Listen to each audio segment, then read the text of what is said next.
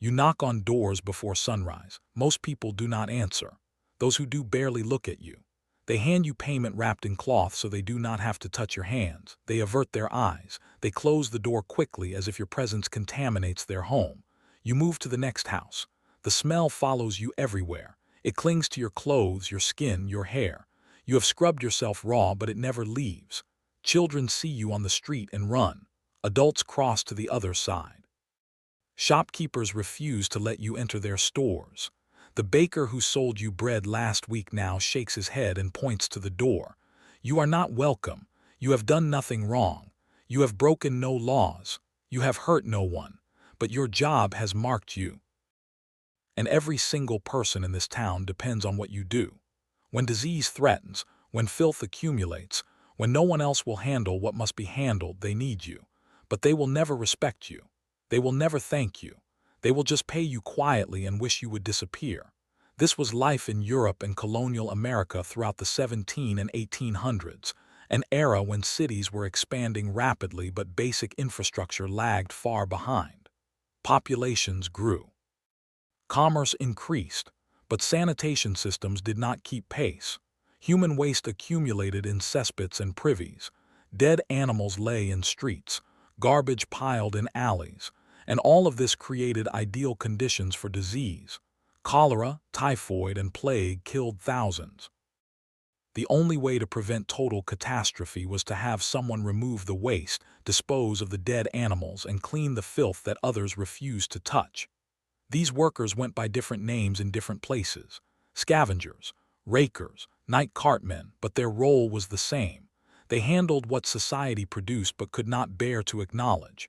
They worked in darkness, in filth, in isolation, and they were essential. Without them, cities would have drowned in their own waste. But society treated them as untouchable, barely human, deserving of contempt rather than gratitude. His name was Benjamin. He was 36 years old when he became a night cartman in Philadelphia. He had worked as a carpenter for most of his adult life, building furniture and doing repair work. But a sickness swept through the city and Benjamin was bedridden for 2 months. When he recovered, his savings were gone. His customers had found other carpenters. His tools had been sold to pay for medicine and rent. He had a wife, 2 daughters, and an elderly mother depending on him. He needed work immediately. A city contractor approached him, knowing he was desperate. The contractor managed waste removal crews. He offered Benjamin a position. The pay was better than most manual labor because almost no one would do it.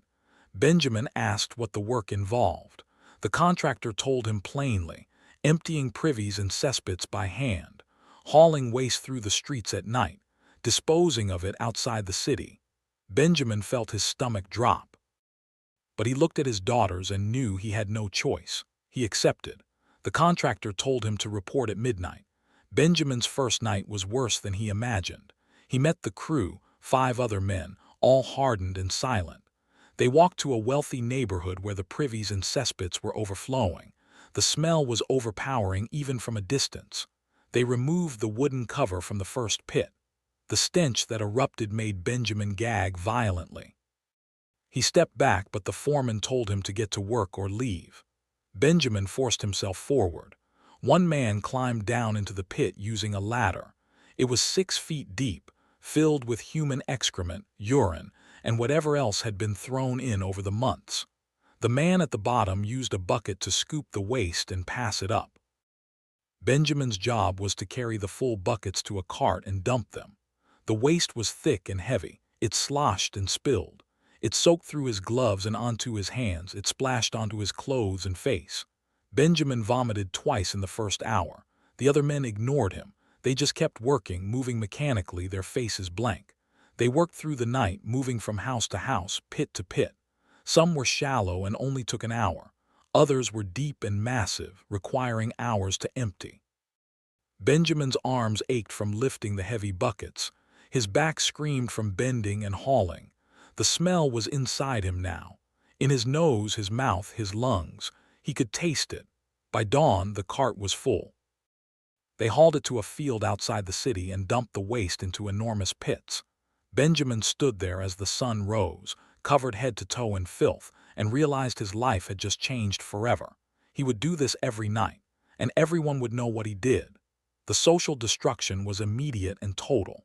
Within days, people in Benjamin's neighborhood knew he was a night cartman. Shopkeepers who had greeted him for years now refused to serve him. The grocer told him to send his wife instead. The tavern owner asked him to leave and never return. Parents pulled their children away when they saw him coming. His daughters came home from school crying because other children had been told not to play with them. One girl said her mother called Benjamin a filth man and said his family was unclean. Benjamin's wife tried to defend him, tried to explain that he was doing necessary work to support them, but people did not care. They just wanted him to stay away. Benjamin stopped attending church. The first Sunday after he started the job, he sat in his usual pew. The family beside him got up and moved. Then another family moved. Soon, an entire section of the church was empty around him. The pastor said nothing, but his eyes carried judgment. Benjamin left halfway through the service and never went back. His wife and daughters continued attending, but they sat alone now, isolated by association. Benjamin felt his humanity slipping away. He was no longer a carpenter, a father, a neighbor. He was just the night cartman, the man who carried shit. And that was all anyone saw. Think about this. Imagine doing work that literally saves lives by preventing disease outbreaks and being treated like you are less than human for it. Imagine your children suffering because of a job you took to feed them.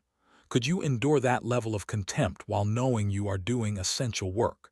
And what does it say about society? The physical dangers were constant. The waste Benjamin handled carried deadly diseases. Cholera, typhoid, and dysentery lived in the filth he touched every night. He had cuts and blisters on his hands from the rough work. Every shift was an opportunity for infection. He became sick multiple times, burning with fever, unable to keep food down. No doctor would treat a night cartman.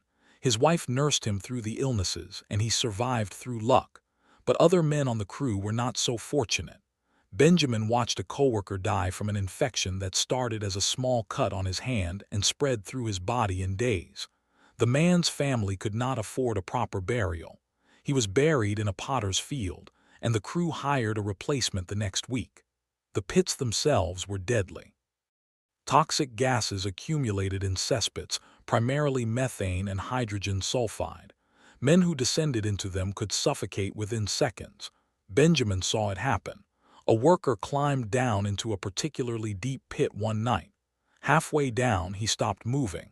His body went limp and he slid into the waste.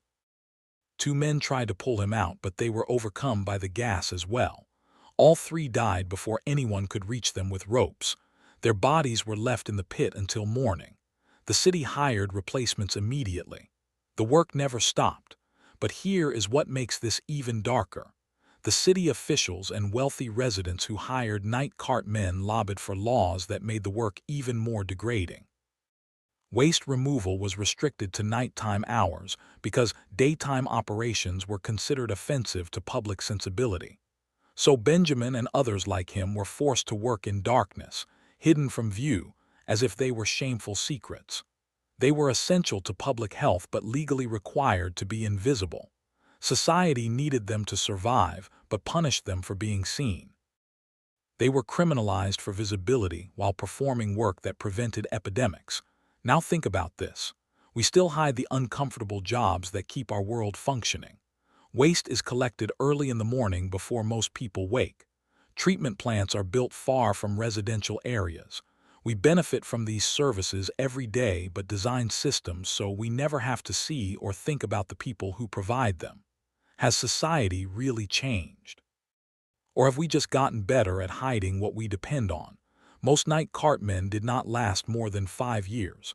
The combination of disease exposure, physical exhaustion, and social destruction broke them. Some died from infections. Others drank themselves to death trying to numb the shame and isolation. Benjamin lasted 6 years. By the end, he was 42 but looked 60. He had lost significant weight. His hands were scarred and permanently stained. His lungs were damaged from breathing toxic fumes night after night. He coughed constantly, bringing up black phlegm. He had given up on any semblance of normal social life. He just worked, came home, slept briefly, and worked again. Benjamin's end came during a particularly harsh winter. He was working in a deep cesspit when ice on the ladder caused him to slip. He fell into the waste, going under completely. The other men pulled him out quickly, but he had inhaled sewage. His lungs filled with infected liquid. He developed severe pneumonia within days. He lay in bed, unable to breathe properly, drowning slowly. His wife sat beside him, helpless. No doctor came. Benjamin died after a week of suffering. He was 42 years old. The city buried him in an unmarked grave outside the main cemetery. Night cartmen were not permitted in consecrated ground. The crew hired another desperate man to take his place. The cesspit still needed emptying. Society needed people like Benjamin to prevent public health disasters. Without night cartmen, waste would have accumulated until disease overwhelmed entire cities. Cholera and typhoid would have killed far more people.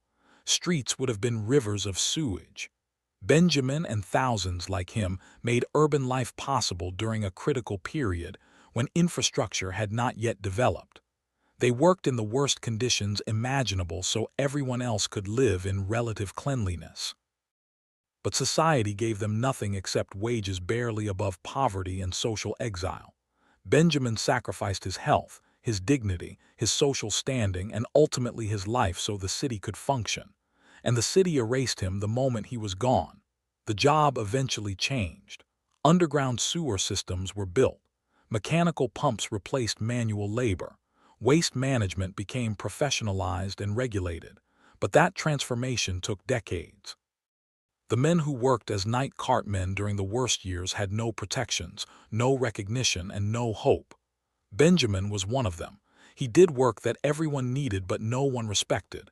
He kept disease at bay. He prevented epidemics. He made city life viable, and society repaid him with contempt. Benjamin is gone now. The cesspits he emptied have been filled in. The streets he walked in darkness have been paved and lit. The city he served has modernized, but the dynamic remains. Every functioning society relies on work that is essential but invisible, necessary but disrespected. Benjamin did that work. He carried waste so others would not have to.